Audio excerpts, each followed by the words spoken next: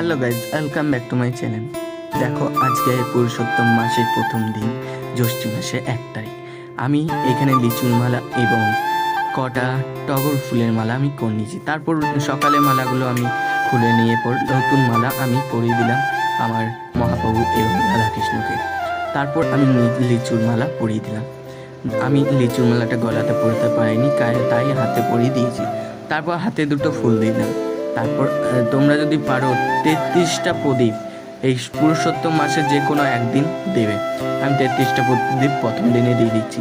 আর তোমাদেরকে বলে রাখছি, তোমরা এই আরতি করার সময় পায়ে পায়ে তোমরা আরতি করবে। তোমরা 4বার মুখমণ্ডলে করবে, তোমরা 3বার নাভিতে করবে, তুমি 2বার, আর পুরো শরীর অঙ্গতে করবে 7বার।